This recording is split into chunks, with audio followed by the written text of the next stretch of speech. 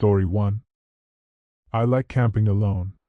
I've done it for years, always picking spots far from any trails, just to be sure I get real quiet. This time, I picked a clearing deep in a national forest I hadn't visited before. It took about 5 hours of hiking to reach a place that felt right. No signs of other campers, no trash, no worn footpaths. Just woods. Dense, heavy woods that seemed to swallow sound. I set up my tent by a small stream, made a small fire, cooked a quick dinner. The first night felt normal. Cool air, no wind, the kind of silence that only happens far from people. The second night, though, was different. I woke up for no clear reason. Dead of night. No breeze, no rain, just stillness. But I felt it right away, a draft on my face. My eyes adjusted enough to see that the tent flap wasn't closed. I always zip it all the way down. But now, it hung half open, soft night air leaking in. I stayed frozen for a long time. Listening. Trying to hear anything over the sound of the stream. But there was nothing. No footsteps. No voices. I slowly reached for my flashlight. It wasn't there. I always leave it by my head. Always. But now it was gone. My hand shook as I zipped the flap shut, as quietly as I could.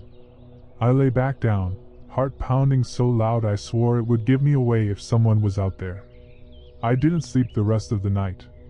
Just waited for dawn, and for whatever, or whoever, opened my tent to try again. When the first gray light crept through the trees, I finally sat up. My body felt stiff from staying frozen so long. I unzipped the flap, slow at first, like I expected to see someone standing there. But the clearing was empty. Cold morning air, damp leaves, the soft gurgle of the stream. I stepped out, heart still racing, and looked around. That's when I saw it. My flashlight. It lay about 20 feet away, near the base of a tree, pointed out toward the woods. I hadn't left it there. I walked over, boots crunching the leaf litter. The ground was soft from last week's rain. And that's when I saw them. Bare footprints. Not boots. Not shoes. Just faint outlines in the soft earth. Toes. Heels. They led from the deeper woods right toward my camp, and stopped near where the flashlight lay. No tracks leading away. I stood there too long, trying to convince myself I was seeing it wrong. That the prints were old, or made by an animal somehow. But I knew better. I packed fast. Didn't cook breakfast. Just threw everything in my pack and started back down the trail. I kept glancing over my shoulder. Every sound felt wrong. A snap of a branch, a bird's call, it all felt too close. When I reached my car, I locked the doors before I even took my pack off. But as I sat there, hands still shaking, I realized. I never saw where those prints ended. For a while I didn't even look at my gear. I left the pack in the corner of my apartment, like not seeing it would help me forget. But after a few days, I finally opened it. I told myself I just wanted to check if everything was there, to feel normal again. That's when I found it. A small piece of wood, no bigger than my palm. Flat. Smooth on one side, like it had been sanded. On the other side. 2 words carved rough, like with a knife. Next time. I stared at it, turning it over in my hands. I didn't carve this. I don't whittle. And I had no reason to bring a piece of wood like that with me. It wasn't mine. I threw it out that same day. But even now, I can't stop thinking about that night. About the open tent. The missing flashlight. The bare footprints that led only one way. And that piece of wood. What would have happened if I hadn't woken up? Story 2. I'd camped deep in national forests before, but this was the furthest I'd gone from any trail. No official campsite, no paths, no signs. I wanted that kind of quiet, the kind you only get miles from people. It was the middle of September. The air was cool, the nights colder. I hiked most of the day and set up camp in a small clearing. No sounds but the wind and the occasional creak of old trees. No animals I could see. No reason to feel uneasy. I made a fire, ate dinner, and sat for a while, watching the sky darken. When night settled in, I climbed into my tent and zipped it shut. The first few hours were fine. I woke up sometime after midnight needing to step outside. The fire was long dead. The clearing was dark, moon hidden behind clouds. I stood there for a minute, letting my eyes adjust. And that's when I noticed them. Footprints. A single trail of boot prints circling my camp. They weren't mine. I'd only worn my boots on the hike-in. After setting up camp, I switched to lighter shoes. But these prints, big, deep, spaced like someone had been walking slow. They went in a wide circle around my tent, my fire, my gear. Not rushed. Not stumbling. Just circling. And the trail stopped, right behind my tent. I turned slowly, heart hammering in my chest, expecting to see someone. But there was nothing. Just the black shapes of trees in the dark. No sound but the wind. No sign of who, or what, had left those prints. I stood there longer than I should have, staring at that last print behind my tent. It was deep. Whoever left it had put their weight down hard. The ground was soft from the rain earlier that week, so the outline was clear. Big boot. Worn tread. And no matching prints leaving the clearing. Just that one set, circling my camp, stopping behind me. I turned in a slow circle, trying to see into the trees. Nothing moved. No sound but the wind pushing through the branches. I grabbed my flashlight from my pack, switched it on, and swept the beam across the woods. No eyes reflected back. No figure ducking out of sight. But the prints were there. Someone had been here. Someone had watched. I didn't sleep the rest of the night. I sat in the tent with the light off, listening. Waiting for a branch to snap, a footstep to crunch, something. But it never came. When dawn broke, I stepped out, cold and tired.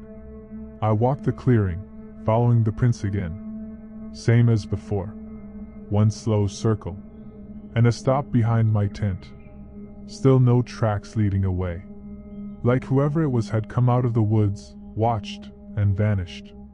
I packed up. Fast. No breakfast, no coffee. I wanted out.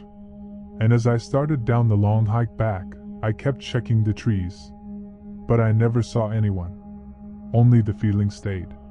Like someone was still watching, just beyond where I could see.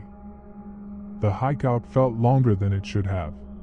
Every sound made me stop and listen. A bird call. A branch snapping in the wind. My heart would race, sure I'd hear a second footstep, just behind mine. But it was always just me. When I reached my car, I didn't waste time. I loaded my gear, locked the doors, and sat for a minute, trying to calm down. I told myself it was probably nothing. Maybe old prints I hadn't noticed when I set up camp. Maybe someone hiking off trail. But I knew that wasn't true. Back home, I cleaned my gear, trying to shake off the whole thing. I unrolled my sleeping bag to air it out. That's when I saw it. A smear on the fabric near where my head had been. Faint. Like dirt or ash or mud. But shaped like a hand. Like someone had pressed their palm there, slow and deliberate. The fingers spread just slightly. I stared at it for a long time. Long enough for the room to feel colder. I washed it off. But it didn't help. Because even now, I still think about those prints circling my tent. And that hand. How close they must have been.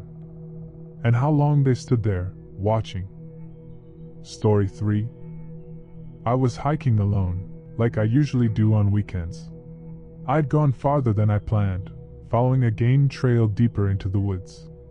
No official path, no markers, just that kind of quiet you only get when you're really out there. It was late afternoon when I saw it. A glint of plastic against a tree. A trail camera. It was strapped to a pine at about head height, camo casing faded from weather. I don't mind seeing cameras. I get why hunters and researchers set them up. But this one was different. There was no brand on it. No serial number. Just plain plastic, no markings at all. And the lens? It pointed right at where I was standing. I stared at it a while, then stepped closer. There was no lock on it, no tag. I opened the casing. The SD card was still inside. I hesitated, then pulled it out. It felt warm. Not sun warm. Body warm. Like someone had handled it minutes ago. I didn't have a way to check it right there, but I slipped it in my pack. As I kept walking, I felt that uneasy feeling, like I was being watched. I kept looking for more cameras, but didn't see any. But I couldn't shake it. Someone had set that up, and they had been there not long before me. When I got back to my car, I couldn't shake the feeling. That camera. The warmth of the SD card. I sat there for a few minutes, then pulled out my laptop and slotted the card in. There were only a few files on it. I opened the first photo. It was me, standing on the trail, mid-step, looking just past where the camera had been. I hadn't seen it then. I clicked to the next image. Another shot of me, closer. Then another. And another. Different angles. None of them from the camera I'd found. No timestamps.